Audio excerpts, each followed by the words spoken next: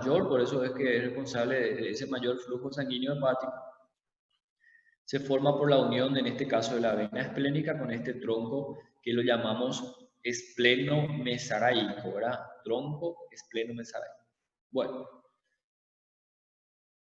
¿de dónde proviene la sangre de la vena porta? También ya tienen ustedes una buena idea de eso. La materia prima, toda esa sangre que viene por la vena porta, está viniendo directamente del tracto gastrointestinal. Todo el tracto gastrointestinal, todos los intestinos que van absorbiendo los nutrientes que consumimos. ¿Okay? Consumimos un nutriente, va pasando por el tracto gastrointestinal y la pared intestinal, los enterocitos, van absorbiendo esa materia prima. Esa materia prima va a penetrar en el sistema venoso portal y va a ser conducido hacia el hígado para ser metabolizado. ¿Okay? El hígado funciona literalmente como una esponja que va a filtrar esa sangre de la vena porta y va a seleccionar qué sustancias van a pasar al sistema venoso cava y qué sustancias deben ser eliminadas del cuerpo. Esa es la función del hígado. Una verdadera esponja, una filtración. Recuérdense eso porque va a ser muy útil para entender más adelante.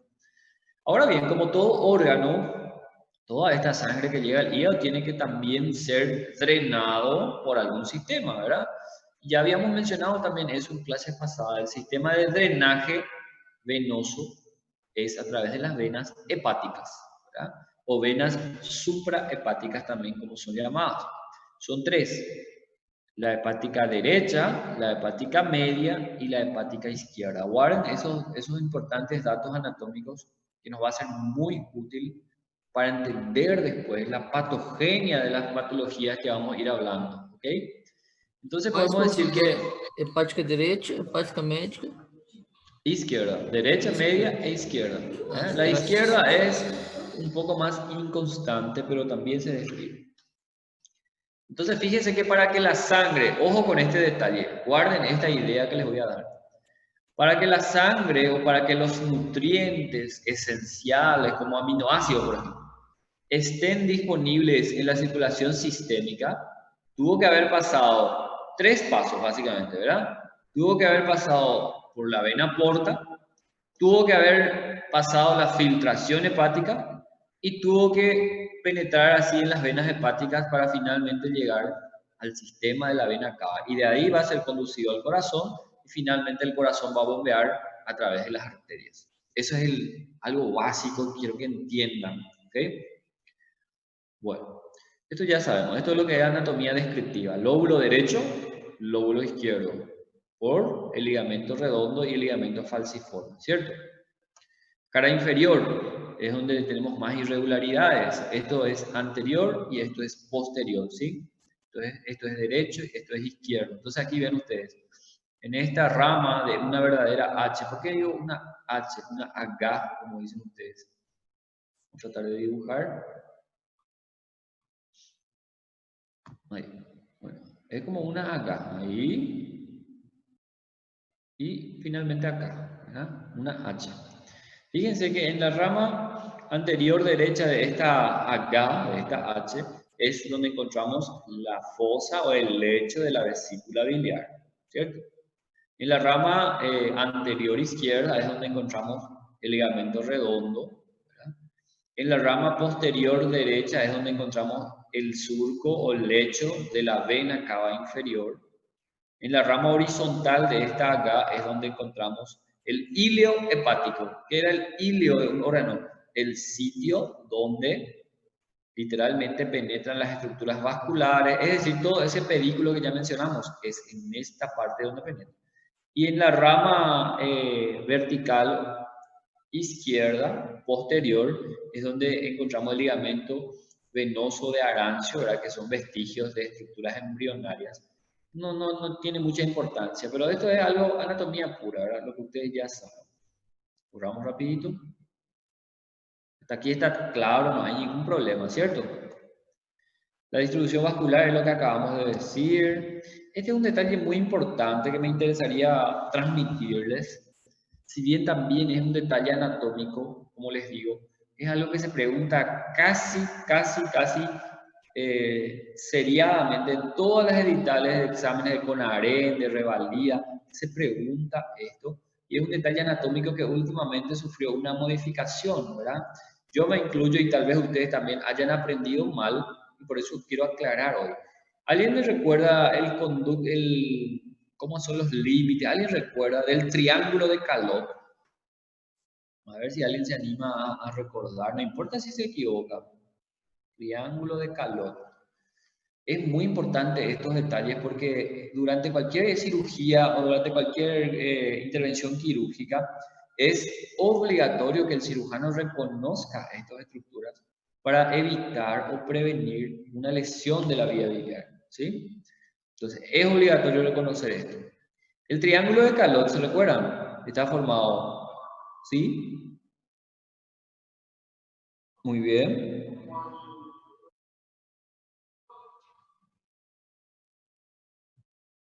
¿Aquí? E o cístico, conducto cístico. Muy bien. Exactamente. Eso es lo que todos aprendimos y yo me incluyo.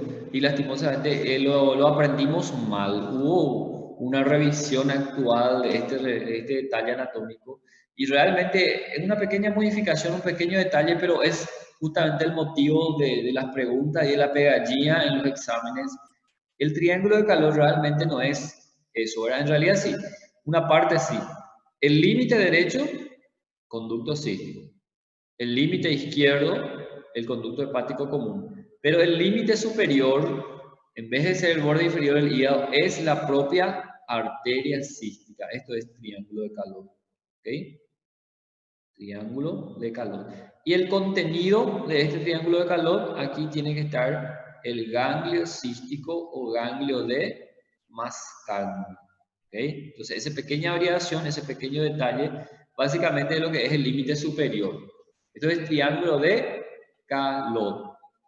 Ahora, lo que conocíamos como triángulo de Calot, límites, conducto cístico para afuera, conducto hepático para adentro y límite inferior, o sea, borde inferior del hígado para arriba, eso es el triángulo hepatocístico o de Boudet.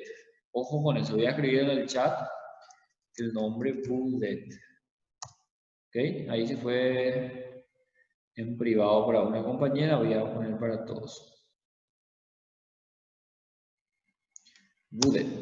¿Me entendieron? Esa pequeña diferencia que se pregunta bastante. Triángulo de calor, conducto cístico, conducto hepático y arriba, arteria cística. Contenido, ganglio de Mascagni, ¿cierto? Así se llama el ganglio del cístico. Triángulo hepatocístico o de Boudet, límites, conducto cístico por acá, conducto hepático por acá y arriba, borde inferior del hígado. Contenido del triángulo de Boudet, la arteria cística. ¿Okay? Esa pequeña variación, ese pequeño detalle es lo que quería transmitirle en este punto. ¿Está claro? Bueno, Sí, profe. aquí hay algo muy importante que debemos mencionar en cuanto a lo que se llama anatomía funcional del hígado, ¿verdad? Desde el punto de vista funcional, todo lo que dijimos hace rato, lóbulo derecho, lóbulo izquierdo, aquí lo ven. Lóbulo derecho, lóbulo izquierdo. Eso es anatomía descriptiva, el aspecto exterior del hígado. Ahora bien, desde el punto de vista funcional, el hígado tiene otra división y eso es lo que me gustaría ahora analizar. ¿Okay? Pueden ver aquí en esta imagen, vamos a dibujar porque así únicamente van a entender. Un minutito. Ahí. En esta imagen pueden ver los 8 segmentos de Coinau, ¿verdad? Ustedes habrán recordado por anatomía, básicamente la segmentación hepática sigue el orden horario del reloj, ¿verdad? Fíjense, segmento 1, 2, 3, 4, 5, 6, 7, 8, en ese sentido horario. Bueno, aquí pueden ver ustedes que funcionalmente el hígado se divide en dos partes, ¿cierto? Tenemos por este lado el hígado derecho, no es lo mismo que el lóbulo, ¿cierto? Y por este lado el hígado izquierdo. ¿Y cómo está dada esta división? Aquí pueden ver nuestra vena hepática o suprahepática media, ¿cierto? Entonces, lo primero que debemos decir aquí, la vena suprahepática media divide funcionalmente al hígado en un hígado derecho y en un hígado izquierdo. ¿Okay? Ese es el primer concepto que quiero que guarden. Funcionalmente hablando, eso es lo que permite, por ejemplo, hacer las resecciones hepáticas. Podemos sacar todos estos segmentos del hígado y el paciente va a permanecer con función hepática todavía a través de estos segmentos. ¿Cómo se pregunta esto en los exámenes? Primero eso, ¿verdad? El hígado derecho e izquierdo funcionalmente es dividido por la vena, ¿cómo está? Acá está nuestra vena, la vena suprahepática media. Entonces, si yo les pregunto, ustedes van a mirar la imagen.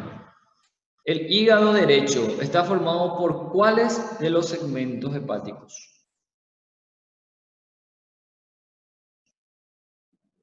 Eso lo mirar ahí. Quinto, cuarto. 5, sexto, séptimo y octavo, ¿cierto? 5, 6, 7 y 8. Estos 4 segmentos forman el hígado derecho. Y el hígado izquierdo, 2, 3 y 4. El 1, olvídense del 1, el 1 es totalmente independiente, totalmente aislado del resto del hígado. Es el famoso lóbulo semilunar de Spiegel, o lóbulo caudado de Spiegel, mejor dicho, ¿sí? Lóbulo caudado de Spiegel, ese es el segmento 1. Bueno, ese es el primer detalle, quiero que entiendan eso porque es muy importante. ¿Okay? Ahora bien, fíjense que, imagínense ustedes están dentro de una cirugía hepática y tal vez requieran hacer una hepatectomía derecha, requieran sacar todo el hígado derecho. Eso significa hepatectomía derecha, todos los segmentos 5, 6, 7, 8. ¿Cómo podemos identificar? Porque sabemos que las venas hepáticas están dentro del parénquima. Fíjense, así se va a encontrar, o así van a encontrar ustedes, el paciente, no van a encontrar las venas visibles, ¿cierto? Entonces, por eso es que se crea esta línea imaginaria que divide al hígado derecho y hígado izquierdo, que es la línea de Cantley. La línea de Cantley básicamente corresponde a la proyección de nuestra vena suprahepática. Es una línea imaginaria que se traza desde lo que sería el lecho de la vesícula biliar, aquí ven ustedes la vesícula, hasta la vena cava inferior. ¿Ya? Entonces esa línea imaginaria es básicamente donde está localizada nuestra vena suprahepática media. Entonces todo lo que está para acá es el hígado derecho y todo lo que está para acá es el hígado izquierdo. Fíjense la diferencia en relación a la descripción morfológica. Esta es la imagen de la descripción anatómica o superficial, ¿verdad? Lóbulo derecho, lóbulo izquierdo, eso es lo esto. Ahora, hígado funcionalmente hablando, hígado derecho es esto, hígado izquierdo es esto, ¿verdad? Y eso es debido a esto, a este reparo anatómico, ¿sí? ¿Sí? Hasta la vena cava inferior.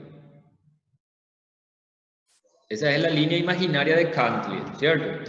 Ahora, vuelvo a repetir acá. Esto es muy importante entender y van a ver que entendiendo esto van a poder entender el principio de lo que son las cirugías hepáticas, las hepatectomías. Hepatectomía significa resección de parte o de incluso gran parte del hígado. Hepatectomía.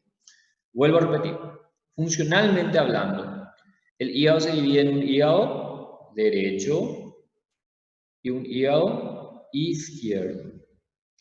¿Cómo está dada esta división? Gracias a la vena hepática o suprahepática media. Ella es la que divide el hígado derecho e izquierdo. Si les pregunto, ¿cuáles son los segmentos del hígado derecho? 5, 6, 7, 8. Y el hígado izquierdo, 2, 3 y 4. ¿Okay? Eso por ahora. Vamos a ir avanzando y van a ver que vamos a ir viendo más detalles. Bueno, ¿qué pasa ahora? Ahora vamos a concentrarnos específicamente en el hígado derecho. Aquí está nuestro hígado derecho. Todo esto es hígado derecho, ¿cierto? Como pueden ver aquí, el hígado derecho nuevamente es dividido gracias a la vena. ¿Cómo se llama esta vena que estoy mostrando acá?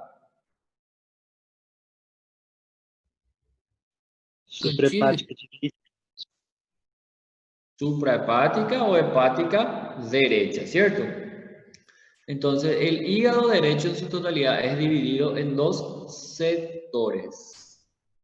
Un sector posterior y un sector anterior. ¿Gracias a qué esa división? Gracias a la vena hepática o suprahepática derecha. ¿Ok? Entonces aquí tenemos hígado derecho, tiene dos sectores. El sector posterior derecho y el sector anterior derecho. Entonces van a ver ustedes muchas preguntas. Por ejemplo, el sector posterior derecho del hígado está formado por ¿cuáles segmentos? Y ustedes miran la imagen y me responden. El sector posterior derecho, ¿cómo está formado? ¿Cuáles son los segmentos? 6 y 7. 6 y 7 son clásicamente los segmentos posteriores del hígado. ¿Ok? Es un poco complejo porque las patologías que se presentan en estos segmentos son difíciles de acceder, difíciles de accesar y difíciles de tratar. ¿Ok? Si les pregunto en el examen o en cualquier examen ustedes ven, el sector anterior derecho del hígado está formado por ¿cuáles segmentos? 5 y 8. 8 y 5, perfecto. Entonces lo que quiero que diferencien es ¿qué es un segmento? Un segmento es solamente uno de estos 8 segmentos. Un sector ya es la combinación de segmentos. Entonces, repito otra vez aquí. Hígado derecho, todo lo que está para la derecha de la vena suprahepática media. El hígado derecho se divide en dos sectores por la vena hepática derecha. Tenemos un sector anterior derecho y un sector posterior derecho. El anterior derecho formado por los segmentos 5 y 8 y el posterior derecho formado por los segmentos 6 y 7, ¿cierto? Bueno, ahora vamos para el otro lado. Tenemos aquí. Ahora fíjense en el hígado izquierdo. El hígado izquierdo es todo lo que está hacia la izquierda de la vena suprahepática media, ¿verdad? O sea, todo el segmento 4, como ven aquí, y los segmentos 2 y 3. Esto es hígado izquierdo, ¿verdad? Pero pueden ver que la vena suprahepática izquierda, que está aquí, esta es la vena suprahepática izquierda, vuelve a dividir en dos sectores. Un sector medio o medial, formado solamente por el segmento 4, y un sector lateral izquierdo, formado por los segmentos 2 y 3. Entonces la misma cosa, si yo les pregunto, Prof, ¿sí? ele é dividido pela vena hepática esquerda ou pelo ligamento redondo? Es dividida por la vena hepática izquierda, pero que muchas veces es inconstante y anatómicamente está en la misma proyección del ligamento redondo. ¿Okay? En el mismo sitio, la misma proyección anatómica donde transcurre la vena hepática izquierda, es donde también corresponde a la inserción del ligamento redondo. Entonces es lo mismo, ¿verdad? Gracias, ¿Está bien? prof. Entonces, si yo les pregunto, el hígado izquierdo está formado por los segmentos 2, 3 y 4. ¿Okay? Si les pregunto, el sector lateral izquierdo del hígado está formado por los segmentos 2 y 3. Y el sector medial izquierdo, o medial propiamente dicha, es exclusivamente el segmento 4. Muchos autores incluso consideran que la división ideal o la división más acertada para el hígado debería ser lo siguiente, debería ser el hígado derecho, ¿verdad? El hígado izquierdo, incluso algunos consideran al segmento 4 en forma aislada como el hígado medio. O sea que es posible, por ejemplo, un paciente eventualmente, una patología neoplásica, imagínense paciente con metástasis hepática, ¿verdad? Tumores en todo el hígado derecho, ¿verdad? Que requiera sacar todo el hígado derecho, pero ese paciente también tiene metástasis en el hígado izquierdo, ¿verdad? Que requiera sacar también todo el hígado izquierdo, y es posible que el paciente quede solamente con el segmento 4 y el paciente tiene posibilidad de sobrevida, ¿verdad? El hígado increíblemente tiene una capacidad de regeneración muy interesante, ¿verdad? Es tal vez uno de los únicos órganos con capacidad de regeneración. Y a partir de este segmento 4, esto se va a ir hipertrofiando, va a ir aumentando nuevamente su función, ¿verdad? Entonces, ese es el concepto importante que quiero que entiendan para poder a continuación hablar sobre lo que serían los tipos de hepatectomías, ¿verdad? Que es parte de nuestro programa de estudio, es parte de nuestra literatura de base misma. Ustedes van a estudiar el capítulo de hígado, de lo que vamos a hablar hoy, cirrosis, hipertensión portal, del propio libro de Michans. Y parte del programa es hablar de estos conceptos básicos de la hepatectomía. ¿Okay? Todo esto es lo que ya dijimos. ¿Quedó claro eso entonces, verdad? Hígado derecho, hígado izquierdo y los sectores. Bueno, justamente es lo que le decía aquí. Las hepatectomías son las formas o las cirugías que implican resecar alguna parte del parénquima hepático, ¿verdad? Incluso, por ejemplo, la mitad de todo el hígado, ¿ok? O los sectores que fuimos aprendiendo. Las hepatectomías típicas se dividen en dos tipos, ¿sí? Están las hepatectomías típicas o regladas, que son las formas de resección hepática que siguen justamente esos parámetros anatómicos, esas divisiones en segmentos, sectores, o el hígado derecho, el hígado izquierdo, van siguiendo parámetros anatómicos para hacer la resección, ¿okay? Y existen algunos tipos de hepatectomías más sencillas, menos extensas, ¿verdad? Que son llamadas atípicas porque no siguen ningún patrón anatómico para la resección, ¿verdad? Volviendo un poco a la imagen, entonces, por ejemplo, una hepatectomía atípica o no reglada sería, por ejemplo, ese paciente que tiene una metástasis solamente en este segmento, ¿ok? Una única metástasis en este segmento. Entonces no es necesario sacar todo este hígado y ni siquiera sacar todo este segmento, sino que solamente, vamos a decir, seccionar una parte del tejido hepático alrededor de esta lesión, ¿verdad? Sin embargo, esta resección que hacemos no sigue ningún parámetro anatómico, no estamos siguiendo ninguna división, ningún sector, ningún segmento. Es una resección atípica. Este es el ejemplo de una metastasectomía. Todo lo que es el término ectomía, recuerdan que te dijimos eso en la clase pasada. Ectomía hace referencia a retirada del cuerpo, ¿verdad? Colecistectomía, retirada de la vesícula. Apendicectomía, retirada del apéndice. Metastasectomía, retirada de la metástasis. Solamente retiramos un pedacito del hígado que contiene la metástasis. Es un ejemplo de hepatectomía atípica, ¿okay? Porque no sigue ningún parámetro anatómico, simplemente reseca el hígado alrededor de la metástasis. ¿Entendieron? Siguiente.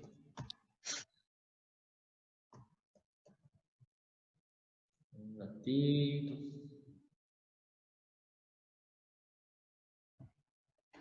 Ahí.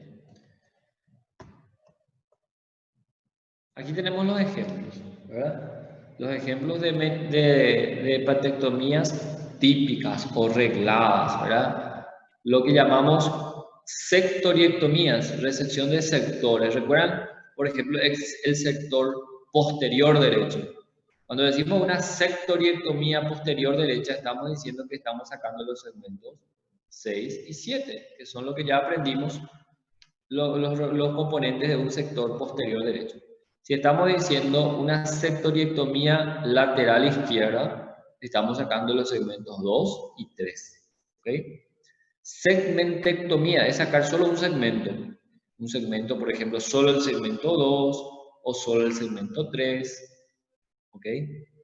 Y la hepatectomía ampliada, volviendo a nuestra imagen, quiero que entiendan este concepto. ¿Por qué se preguntan los exámenes? Si yo les digo, vamos a hacer una hepatectomía derecha, ¿cuáles son los segmentos que vamos a sacar? Ustedes me van a decir, yo voy a ir dibujando. 5, Solo derecha. 6, 7, 8. 5, 6, 7, 8. todo esto, ¿verdad? Todo esto tiene que salir porque sabemos que esto es hígado derecho. Entonces, hepatectomía derecha significa sacar todo esto. Perfecto, no hay duda, ¿verdad? Ahora si yo le digo, vamos a hacer una hepatectomía derecha ampliada. Significa que tenemos que incluir este sector que está al lado. En este caso, el segmento 4 solo, ¿verdad? Eso es una hepatectomía derecha ampliada, ¿cierto? Ahora, otro Prof, ejemplo. como que vai Sí, conseguir tirar o 4 sem mexer no 1? no, el 1 queda totalmente aislado, no tiene ninguna relación con los demás segmentos, tiene su propia vascularización, su propia función aparte. Se puede hacer perfectamente. ¿Ok? Graças, prof.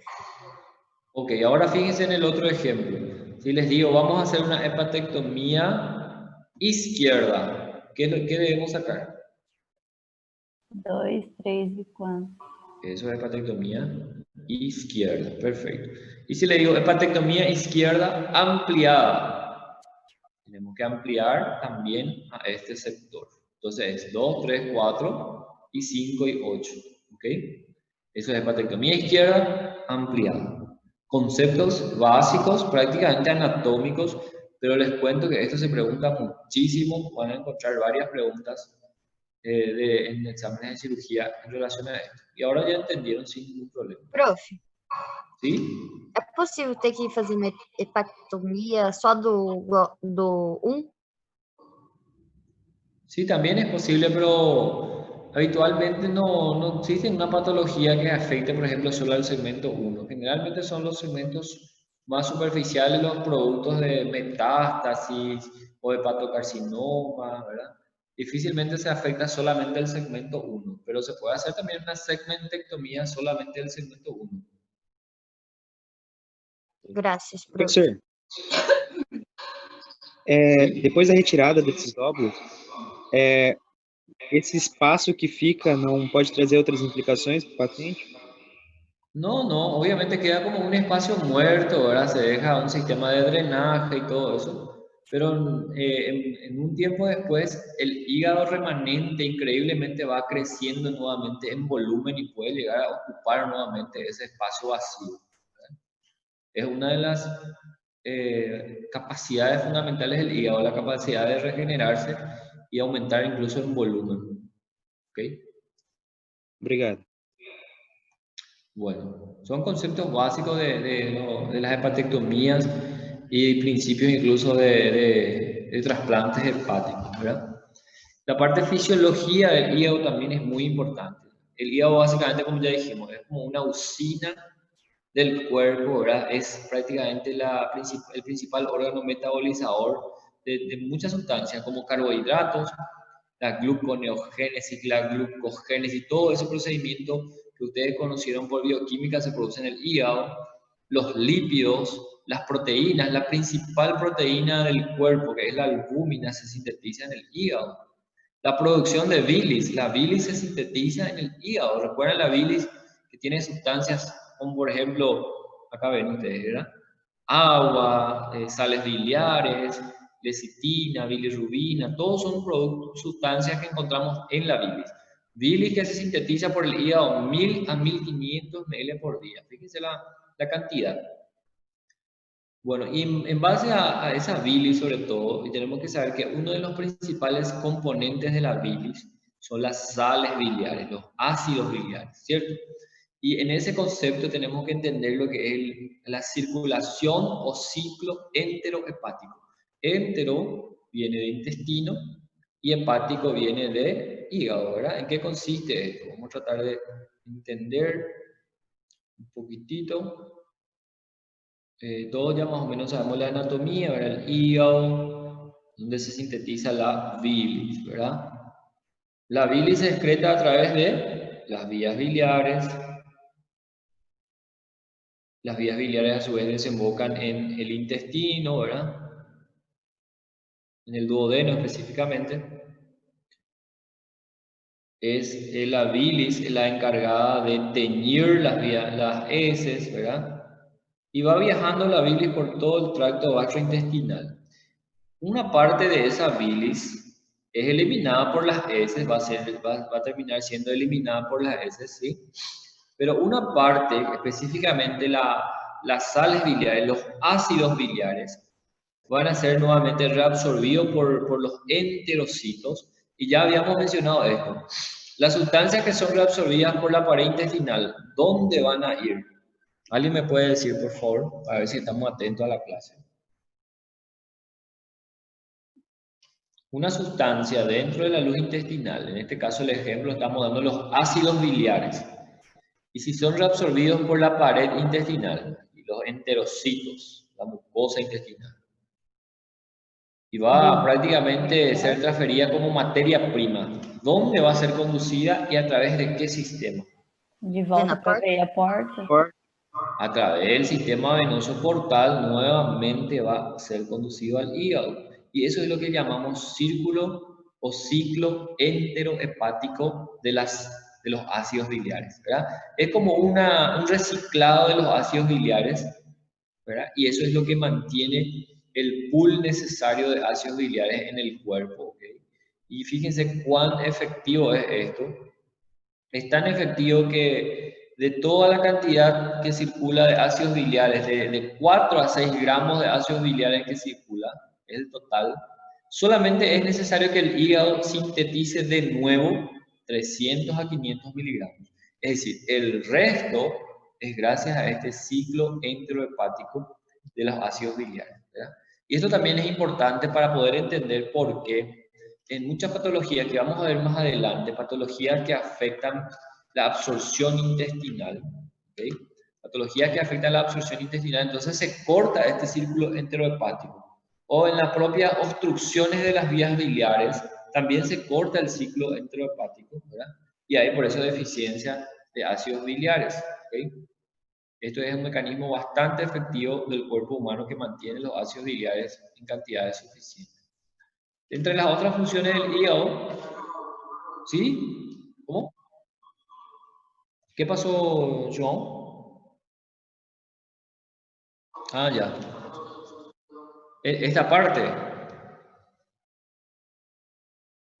Estábamos hablando del ciclo enterohepático, ¿verdad? Un mecanismo muy eficiente de reciclado de los ácidos biliares, ¿verdad? Los ácidos biliares que son parte del contenido de la bilis, y sabemos que la bilis literalmente vierte en el duodeno, ¿verdad? Vierte en el intestino, y parte de la bilis es eliminada por la materia fecal, pero una parte específicamente los ácidos biliares son reabsorbidos por la pared intestinal, son nuevamente conducidos a través de la circulación portal al hígado y es reutilizado. Es un sistema tan efectivo que del total de ácidos biliares, de 4 a 6 gramos, el hígado solamente necesita producir de nuevo o sintetizar de nuevo 300 a 500 miligramos por día.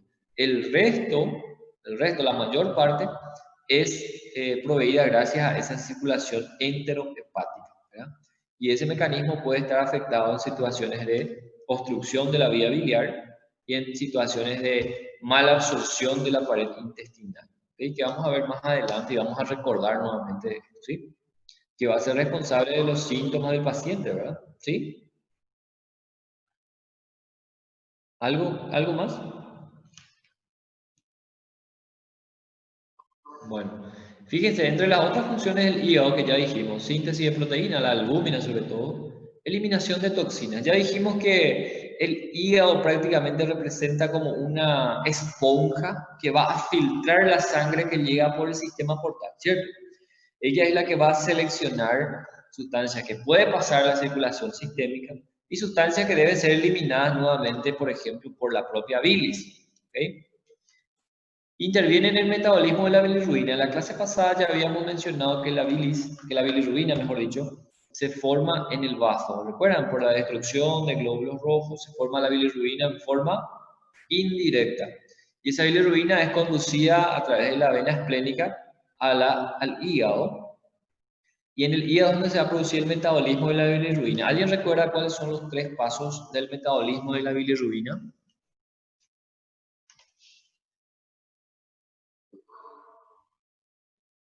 Eso es para la formación inicial, ¿no? ¿Verdad? A través de la degradación de la hemoglobina se forma la bilirrubina indirecta. Pero luego tiene que pasar al hígado donde va a ocurrir el metabolismo. ¿Cuáles son los 3 pasos del metabolismo de la bilirrubina? Creo que también lo mencionamos en la clase pasada, ¿eh? ¿Qué tiene que ocurrir? Captación, Captação, conjugação, conjugación y excreção. excreción. Esas son las 3 partes del metabolismo de la bilirrubina y todo eso ocurre en el hígado, ¿cierto? Entonces vamos a ver muchas patologías que tienen relación al metabolismo de la bilirrubina. Por ejemplo, ¿verdad? Hay una patología específica que se llama síndrome de Rotor, ¿okay? Donde el problema está en la captación de la bilirrubina.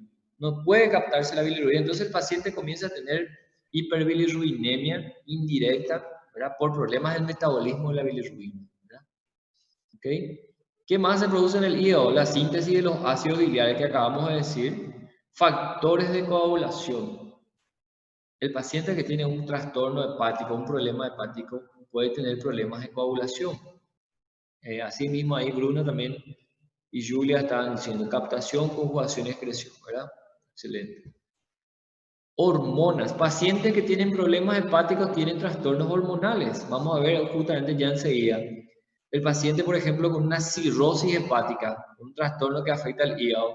El varón que tiene cirrosis hepática puede tener ginecomastia, puede tener alteración de los vellos corporales, una distribución feminoide, puede tener una atrofia testicular, ¿okay? Porque hay una inversión, vamos a decir prácticamente ocurre una inversión hormonal, ¿ok? Bueno, justamente aquí empezamos a hablar de la primera patología hepática. Todo lo que dijimos hasta aquí básicamente es una introducción, ¿verdad? Aquí vemos el aspecto morfológico, un esquema, por ejemplo, que sería normal del hígado, ¿verdad? Una superficie lisa, brillosa, coloración rosada, de lo que es el parénquima hepático normal o sano. Y fíjense lo que es una cirrosis. La cirrosis es básicamente un proceso de alteración de toda la estructura del hígado y le confiere así una superficie irregular, una superficie con regeneración fibrótica en forma de nódulos, puede tener tamaño aumentado y sobre todo la función alterada, ¿verdad? Recuerden otra vez, el hígado normalmente funciona como una esponja. La circulación portal que trae esa sangre, materia prima al hígado, ¿ok? Vamos a dibujarlo acá para que entiendan. Me está gustando este sistema de dibujar, ¿verdad? Entonces, fíjense, la circulación portal llega al hígado trayendo toda la materia prima y viene a encontrar un hígado sano, esponjoso, ¿verdad? Filtrable, donde la sangre puede pasar a través del hígado y va a ser filtrada antes de ser, vamos a decir, drenada por el sistema cava, ¿cierto? Eso en condiciones normales. Ahora, cuando hay una cirrosis, el hígado literalmente se transforma, en vez de ser una esponja, ahora se convierte en un verdadero muro, una muralla, un ladrillo, una piedra, duro, ¿verdad? Entonces la sangre portal viene y en vez de encontrar una esponja de fácil filtración, viene a encontrar una resistencia a su paso. La sangre no puede pasar más hacia el sistema sistémico, hacia el sistema venoso cava, ¿verdad? ¿Y qué va a pasar con la sangre? Si acá puede pasar fácilmente, acá viene a encontrar una resistencia. Va a empezar a acumularse en el sistema venoso portal. ¿Y qué va a pasar con la presión dentro del sistema venoso portal? Va a estar aumentada. Entonces, ese, por ejemplo, es la consecuencia de la cirrosis, es justamente la hipertensión portal, ¿verdad? Porque el hígado literalmente se convierte en una resistencia al flujo portal y la sangre comienza a aumentarse en el sistema portal y eso es lo que va a dar las manifestaciones clásicas de lo que llamamos hipertensión portal. Ya vamos a hablar de eso más adelante. O la próxima clase si es que nos da tiempo, ¿verdad? Bueno, siguiente. Definición, es muy importante definir. Antiguamente se asociaba y se consideraba que la cirrosis es simplemente una fibrosis del hígado y no es tan así, es un poco más complejo. La fibrosis también es parte del proceso, pero no es solamente fibrosis, ¿okay? Es una enfermedad hepática crónica, de marcha crónica, que se caracteriza por la presencia de una alteración estructural de todo el parénquima, no solamente del tejido o de la parte vascular o de la parte biliar, todo lo que implica parénquima hepático, entonces es afectado en la cirrosis. Es el resultado final de un proceso necroinflamatorio persistente, una inflamación crónica, y que va determinando así la neoformación del tejido conectivo, ¿verdad? Y regeneración en forma nodular del parénquima, lo que le da esa característica de forma nodular al hígado, ahora con desorganización de toda la arquitectura. Cualquiera de ustedes tuvo alguna vez alguna herida en la mano, ¿cierto? Un corte o en cualquier parte del cuerpo. Y todos saben que eso se regenera a través de un proceso inflamatorio inicial y luego va terminando en lo que llamamos una pequeña cicatrización. Eso es un proceso inflamatorio, agudo, rápido, transitorio.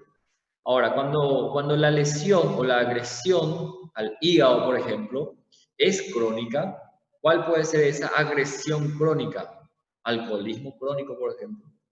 Cuando la agresión es crónica, entonces ese proceso inflamatorio necrohemorrágico, necroinflamatorio, mejor dicho, también va a ser crónica y la regeneración va a ser también crónica y se va a hacer en forma de fibrosis, en forma de nódulos de regeneración fibrótica, y es lo que le confiere al hígado esa característica de resistencia al flujo venoso portal. ¿Okay?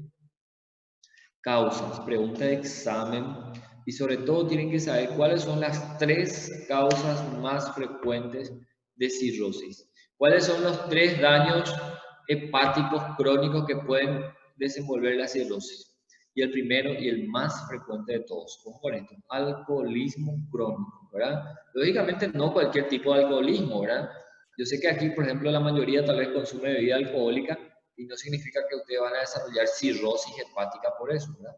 El paciente alcohólico crónico es el paciente adicto al alcohol que está desde la mañana hasta el atardecer tomando cachaza pura, bebida alcohólica. Y ya más adelante vamos a definir qué significa un alcoholismo crónico. Depende de la cantidad de bebida que consume por día. ¿Okay? Y eso constituye una agresión crónica al parénquima hepático, ¿cierto? Segunda causa más común, las hepatitis, las infecciones virales del hígado por el virus de la hepatitis, sobre todo los dos tipos B y C. Son los dos tipos de virus que habitualmente se cronifican. ¿Pero qué significa se cronifica? Y tienen que saber eso y entender muy bien. Una infección viral crónica, un minutito porque aquí me quieren hablar. Ya vuelvo.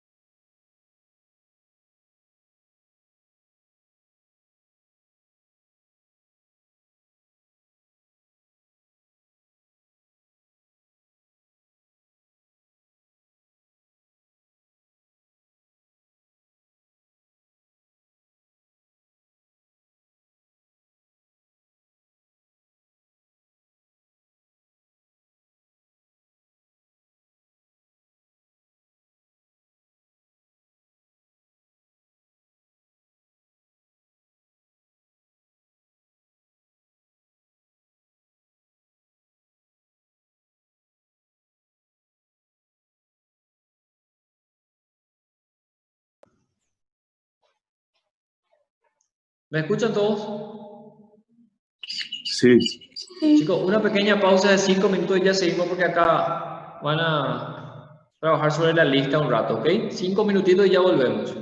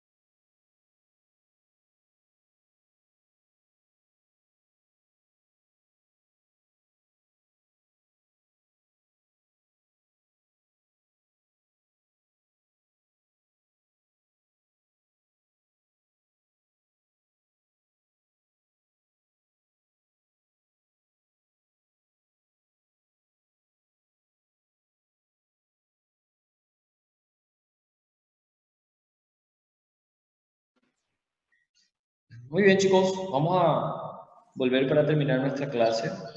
Profe, ¿Sí?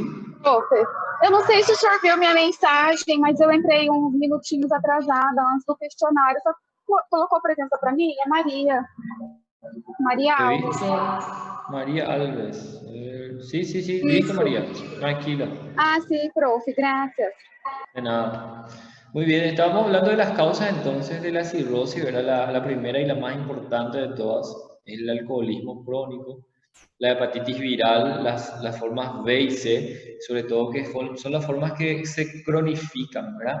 Es importante que ustedes sepan que el concepto de una hepatitis crónica o cronificada es cuando hay una agresión por lo menos o una infección persistente por más o por mínimamente por 6 meses en adelante. Eso es una hepatitis crónica. ¿Okay?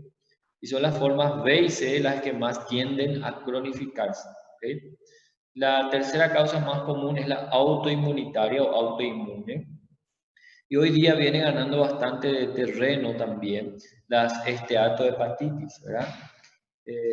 No alcohólicas. No sé si alguna de ustedes ya escucharon hablar o vieron algún resultado ecográfico de pacientes que tienen esteatosis hepática.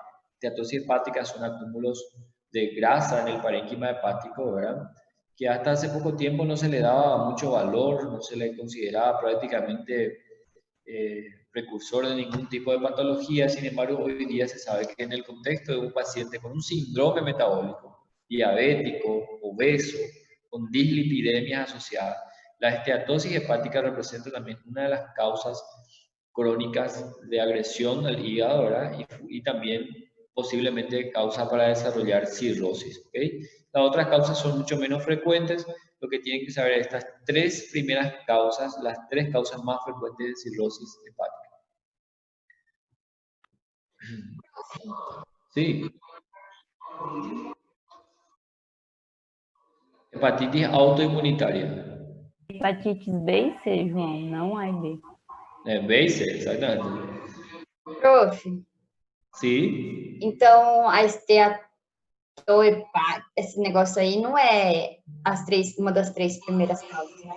No, no es no está dentro de las tres primeras causas, pero es tal vez la cuarta, por eso justamente está acá en este orden, y va ganando cada vez más terreno, va siendo cada vez más causa, tal vez dentro de pocos años sea también una de las primeras causas.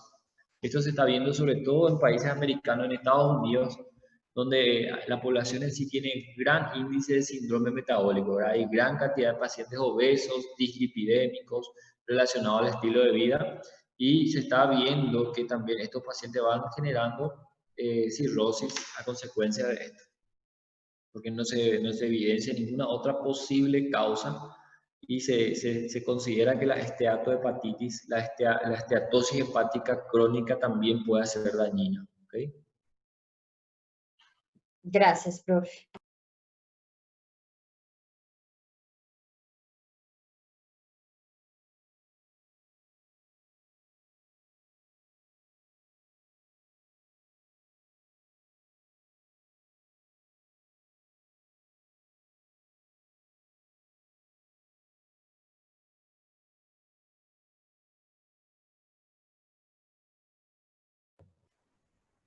Travou, gente? De novo, Kênia. ¿Cómo? Prof, travou aqui, nós não ouvimos o senhor. ¿Me escuchan ahora? Ahora sí. Estaba diciendo que las reacciones autoinmunes, así como cualquier otra patología autoinmune, es cuando el propio sistema inmunológico del cuerpo reacciona contra un determinado órgano, en este caso contra el hígado, ¿verdad? En todo el transcurso del año vamos a ver patologías autoinmunes, como por ejemplo a nivel de tiroides, la enfermedad de tiroides también, las tiroiditis, son también patologías autoinmunes, ¿verdad? El sistema inmunológico en este caso el hígado, ¿verdad? La hepatitis autoinmunitaria. Es una de las causas más comunes de trasplante hepático también. Bueno, siguiendo un poco aquí, tenemos todavía un poco de tiempo acá. Dentro de las manifestaciones clínicas clásicas, tenemos que decir que la cirrosis hepática se divide en dos grandes grupos, ¿verdad?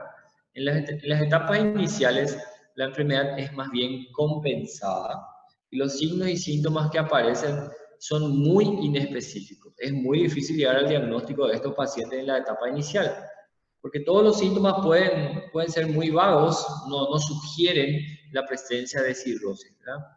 Algunos datos al interrogatorio son importantes. Por ejemplo, la definición del alcoholismo, ¿verdad? Mayor a 80 gramos día, en el caso de varón, consumo mayor a 80 gramos día, y mayor a 60 gramos día en la mujer durante al menos 5 años, entonces es el criterio para hablar de alcoholismo crónico, ¿verdad? Si el paciente tuvo antecedentes de transfusiones sanguíneas o drogadicción endovenosa, entonces eso también sugiere mayor riesgo o mayor posibilidad de algún tipo de hepatitis, ¿verdad? Por el mecanismo de contagio. O la ingesta crónica de fármacos también puede existir, puede incluir aquí la afección crónica del hígado por consumo de fármacos. Clásico ejemplo aquí, los anabolizantes, ¿verdad? Los anabolizantes que se consumen en forma crónica y en forma exagerada puede terminar también dañando el hígado en forma crónica, generando también una cirrosis hepática, ¿verdad? Prof, essa quantidade em gramas seria quantas latinhas de cerveja? ¿Cómo? Essa quantidade em gramas seria quantas latinhas de cerveja? No sabría decirte, vamos a averiguar eso. Pregunta interesante, ¿verdad? Para poder medir un poco la ingesta, ¿sí?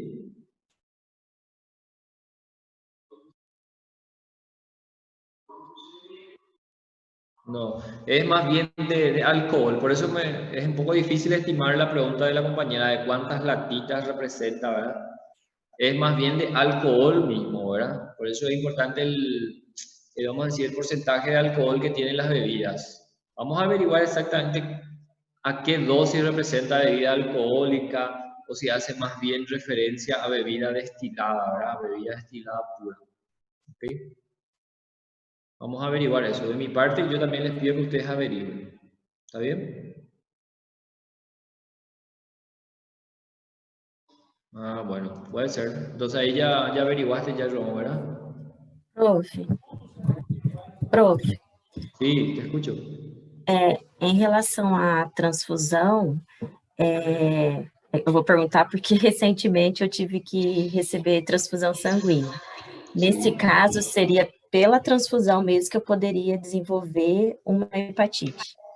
No es por la transfusión, no es por la transfusión.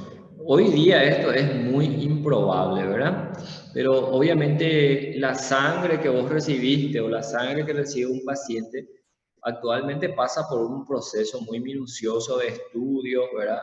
De análisis. Entonces, por el mecanismo de transfusión que es endovenoso en pacientes que son contagiados. Recuerdo que hace 2 años atrás en un sitio de Paraguay, que no recuerdo bien el lugar, en una ciudad, hubo un surto de hepatitis a partir de un centro de hemodiálisis, por ejemplo, ¿verdad? Todos los procedimientos que incluyen procesos endovenosos ante una eventual contaminación puede llegar a difundirse en forma masiva, ¿verdad? Por el mecanismo, en este caso, endovenoso, ¿verdad? Pero evidentemente si la sangre que recibiste fue estudiada adecuadamente, ¿verdad? Si se realizó todo el proceso del protocolo, entonces difícilmente te vas a contagiar. La sangre que recibiste tuvo que haber estado contaminada, ¿entendés? Sí, prof, gracias. Entonces quédate tranquila nomás. Bueno, ¿alguien puede decirme rapidito la diferencia entre síntoma y signo? Sintomas é o que Signo é o que a gente pode ver e síntoma é o que o paciente sente. Así mismo. Entonces, fíjense que acá los síntomas, lo que el paciente refiere, lo que nosotros como médicos muchas veces no podemos objetivar, no podemos medir. Y los síntomas son bastante inespecíficos, ¿verdad? Astenia. La fatiga, la astenia, es la manifestación inicial más frecuente de las enfermedades hepáticas. Paciente con hepatopatía crónica está con una fatiga, con una astenia, decaimiento del estado general. Esa es la forma más frecuente de presentación. Anorexia. Anorexia es la falta de apetito. El paciente no tiene apetito. Pérdida de peso relacionada directamente con la falta de apetito, ¿verdad? La poca ingesta de nutrientes. Molestias abdominales muy inespecíficas. El paciente tiene sensación de plenitud prandial, tiene ciertas molestias que ni siquiera llegan a ser dolor abdominal, una sensación de pesadez en el cuadrante superior del abdomen. Disminución de la libido, ¿verdad? Tanto en el hombre como en la mujer, debido a las alteraciones hormonales que ya dijimos, alteraciones del ciclo menstrual en la mujer y otras que vamos a ir viendo más adelante también. Y los signos, sí. Adelante.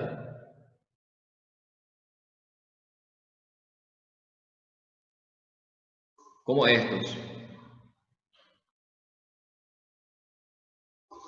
Exactamente, en las etapas iniciales de la enfermedad podemos encontrar estos síntomas que muchas veces, como son tan inespecíficas, no sugieren claramente la enfermedad, ¿entienden? Requiere de una alta sospecha, requiere de estos antecedentes al interrogatorio para poder pensar en eso, ¿verdad? La mayoría de las veces se termina haciendo el diagnóstico de la enfermedad en etapa avanzada, como ya vamos a ver más adelante, donde los signos y síntomas son mucho más floridos, más claros. ¿Okay? Entre los signos que pueden sugerir una hepatopatía crónica, tenemos los siguientes, ¿verdad? Vamos a ir rapidito porque tenemos poco tiempo. Arañas vasculares o spiders, fíjense. Son las zonas de una dilatación arteriolar central con ramificaciones periféricas que se presentan sobre todo en el tronco, en el cuello y en el tronco, en la parte superior del miembro, ¿verdad? Y se lo compara con la forma de una araña, por eso se llama arañas vasculares, ¿verdad? El eritema palmar o plantar, por favor agarren ustedes y miren sus manos para ver si no tienen este signo. Clásicamente se lo compara y se lo denomina mano del bebedor de cerveza, ¿verdad? Cualquiera que tiene un copo de cerveza ahí helado, seguidamente la mano puede quedar un poco enrojecida. Entonces nada más comparativamente se lo compara con esto, ¿verdad? Se trata de un enrojecimiento característico de la región tenar, hipotenar y a nivel del pulpejo de los dedos, que contrasta con la zona blanquecina del centro de la mano. Y esto también es un signo que puede sugerir una enfermedad hepática crónica. Eritema palmar, y esto también puede ocurrir a nivel de la planta de los pies, ¿verdad? Ahí está otra imagen. Lengua hepática. La lengua, el color de la lengua y labios característicamente de un color rojo vinoso, brilloso y de superficie lisa. Y a eso lo llamamos lengua hepática. Es muy difícil, obviamente, de objetivar esto, pero se describe, ¿verdad? Fetor hepático. El paciente con hepatopatía crónica tiene un aliento muy particular que no se compara con otros olores y que también puede percibirse en la propia orina, y esto generalmente es debido a la gran cantidad de urea que es eliminada como un producto de desecho del organismo y da ese característico fetor hepático. El flapping o tremor es otro signo que podemos encontrar. Se trata de una serie de movimientos rápidos y repetitivos de flexo-extensión de las articulaciones metacarpofalángicas que se pone en evidencia con el antebrazo extendido. Pedimos al paciente que extienda el antebrazo y las manos con los dedos separados y inmediatamente generan como ciertas sacudidas, ¿verdad? Ciertas sacudidas de flexión y extensión rápida, y a eso llamamos flapping o tremor. La contractura de Dupuytren, fíjense que clásicamente tiene algunos estadios, ¿verdad? Se trata de zonas de fibrodisplasia a nivel de la fascia palmar, sobre todo de la articulación metacarpofalángica, de los últimos dos dedos, el cuarto y el quinto dedo, y que a la larga va generando una actitud viciosa de flexión de estos dedos, sobre todo el cuarto y quinto dedo, también puede llegar a afectar a los otros dedos. Las cuerdas tendinosas de estos músculos quedan en flexión forzada, básicamente, ¿verdad? También es un estigma de hepatopatía crónica, ¿okay? Una fibrosis en esa fascia palmar. Y otros característicos como la hipertrofia parótida. Cualquier paciente alcohólico crónico, ustedes van a percibir que tiene la región parótida más hipertrofiada. Eso es un estigma de alto consumo de alcohol. Atrofia testicular en el varón, ¿verdad? Hay una tendencia a una alteración de la parte androgénica. Ginecomastia, la mama o la glándula mamaria del sexo masculino se vuelve más grande. Distribución feminoide del vello en el caso del varón, hipoplasia glandular mamaria en la mujer, lo contrario, ¿verdad?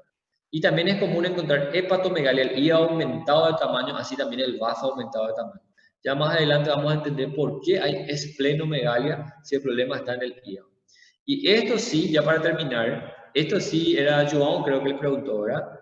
La forma más avanzada, la forma descompensada de la cirrosis es mucho más evidente, mucho más florido, y son dos las manifestaciones de descompensación. El síndrome ascítico edematoso, como ven aquí, síndrome ascítico edematoso. Ascitis es la presencia de líquido libre en cavidad abdominal y la asociación con edema, no solamente de miembros inferiores, sino de todo el cuerpo. O puede manifestarse directamente o debutar como una hemorragia digestiva alta. El paciente tiene sangrado con vómitos de sangre, ¿verdad? Y eso es una hemorragia digestiva. Fíjense el aspecto del paciente, un abdomen globuloso, tenso, cicatriz umbilical muchas veces evertida, una etapa muy avanzada que requiere, como en este caso ven aquí, una paracentesis, una punción de la cavidad abdominal para drenar toda esa cantidad de líquido ascítico que se encuentra en la cavidad abdominal. ¿Verdad? Una forma paliativa de tratar de reducir un poco la presión intraabdominal de este paciente que está como un globo aquí, impidiendo la función respiratoria adecuada. Esto es solamente paliativo, no es curativo. Más adelante, en la próxima clase, vamos a entender por qué estos pacientes desencadenan o desarrollan ascitis. ¿Okay? Totalmente relacionado a la hipertensión portal. Otra situación que desencadena, otro signo de descompensación es el desarrollo de circulación venosa colateral en la superficie del abdomen. ¿Verdad? Manifestaciones bioquímicas. Laboratorialmente no existe ningún estudio patognomónico, ningún estudio específico para determinar la presencia de la cirrosis. ¿Verdad? Todos son secundarios a la alteración de la función hepática y esto se refleja en el laboratorio. Por ejemplo, aumento de las transaminasas. Si ustedes recuerdan la clase pasada que hablamos de vías biliares, mencionamos también en una parte que el funcional hepático está formado también por las transaminasas, la AST, ALT, que es lo mismo que TGO y TGP. Dijimos que estas son enzimas que se sintetizan específicamente en los hepatocitos y por tanto van a estar aumentadas en situaciones de destrucción hepatocitaria, ¿cierto? El aumento de la fosfatasa alcalina y gamma GT, si bien son enzimas también del hepatograma, son sintetizadas a nivel de los conductos biliares, pero como en la cirrosis hay una alteración de toda la estructura del hígado, incluyendo la parte biliar, también puede haber aumento de fosfatasa alcalina y gamma GT. Hiperbilirrubinemia. El paciente va a estar ictérico. Otro signo muy importante de la cirrosis es la ictericia. Y aquí les pregunto, ¿qué tipo de ictericia va a tener ese paciente? ¿Va a ser una ictericia prehepática, hepática o poshepática?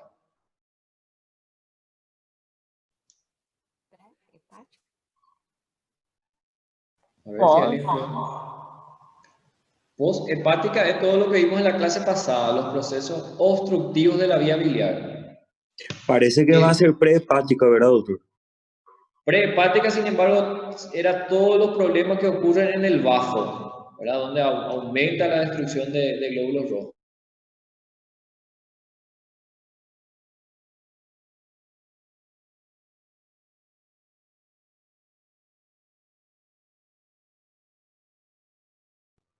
Travou.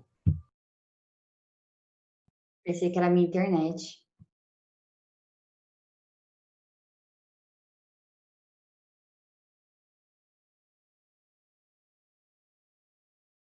É, eu tô esperando, João.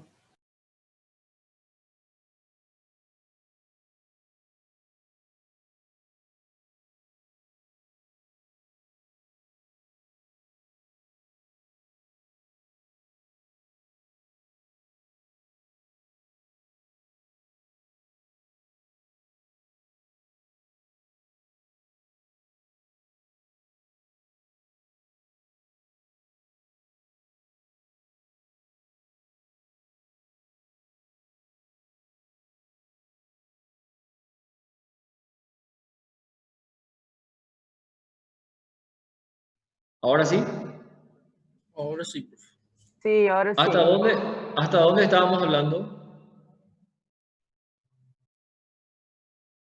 Y- Exacto. Si Entonces era estamos... pre-hepática o post-hepática, ¿verdad? Exacto. Y quedamos al final que es una hiperbilirrubinemia hepática, ¿verdad? ¿Por qué hepática? Porque el problema está ahora en el hígado, es una cirrosis hepática, ¿cierto? También vamos a tener descenso de la albúmina. En el laboratorio vamos a tener hipoalbuminemia, porque si el hígado es el responsable principal de producir la albúmina, ¿cómo se va a encontrar la albúmina ahora en la cirrosis hepática? Va a estar baja, ¿verdad? Y ahora les pregunto otro detalle fisiológico importante. ¿Cuál es la función de la albúmina en el sistema vascular? Recuerda por fisiología. Ajudar na pressão oncótica. La presión oncótica o coloidosmótica, que es lo mismo, ¿verdad? Es decir, Sí. se encarga de mantener el volumen vascular en el interior de los vasos, ¿sí? Si hay hipoalbuminemia, ¿qué va a pasar con el volumen intravascular? Vai diminuir, vai causar. Ahí estaba hablando, pero se cortó tu micrófono. Va a disminuir la presión oncótica y va a comenzar a filtrar líquido extravascular. Va a comenzar a producirse edema y es justamente uno de los facilitadores de la ascitis en el paciente con cirrosis hepática, ¿cierto? Alteraciones de la coagulación. El paciente con una función hepática disminuida también entonces va a tener deficiente coagulación. Los factores de la coagulación van a estar alterados. Y podemos encontrar incluso marcadores virales en sangre, ¿verdad? Que se lleva antígeno de hepatitis B o hepatitis C positivo en forma persistente. ¿Sí?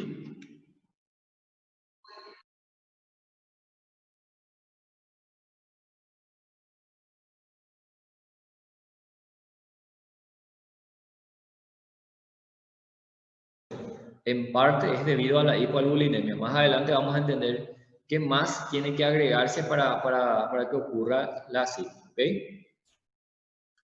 Y finalmente, para terminar, pronóstico. Hasta aquí vamos a llegar por hoy. El pronóstico es difícil de estimar, depende del grado evolutivo de la enfermedad, depende de la complicación que tiene el paciente, si ya está con hemorragia, si ya está con infecciones.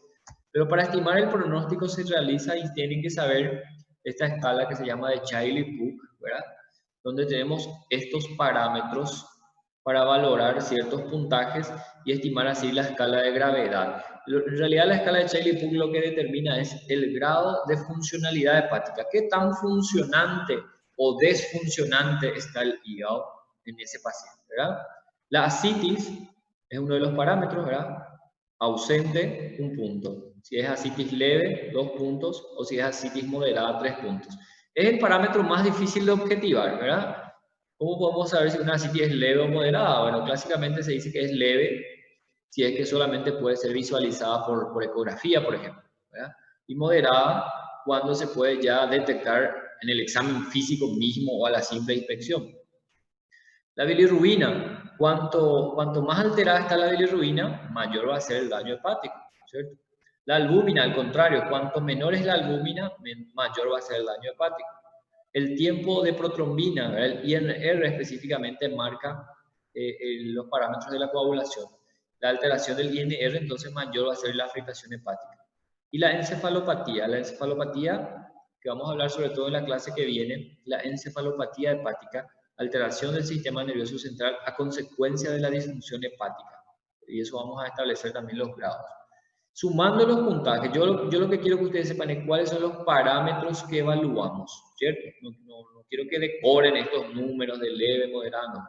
Quiero que sepan los parámetros que evaluamos, sí o sí, y los puntajes. De 5 a 6 puntos decimos que es un Child grado A, enfermedad bien compensada. De 7 a 9 puntos, un Child grado B, compromiso funcional significativo. Y de 10 a 15 puntos, un Child C, enfermedad ya descompensada. Recordando que a partir de un Child B, el paciente ya debe incluirse en una lista de espera para trasplante hepático. Ya no hay otra solución más que el trasplante hepático a ese paciente, ¿okay? Entonces, por hoy quedamos hasta aquí. La próxima semana vamos a continuar con patologías hepáticas, haciendo sobre todo énfasis en hipertensión portal, que es la estrella de todo lo que es patologías hepáticas. Y vamos a entender bastante bien porque todo lo básico que ya dijimos hoy nos va a ayudar para la semana, para la siguiente clase. ¿Ok? Gracias, Bueno, doctor. aquí me Gracias, avisan que profe. termina nuestro horario, entonces Gracias, aprovecho para profe. despedirme.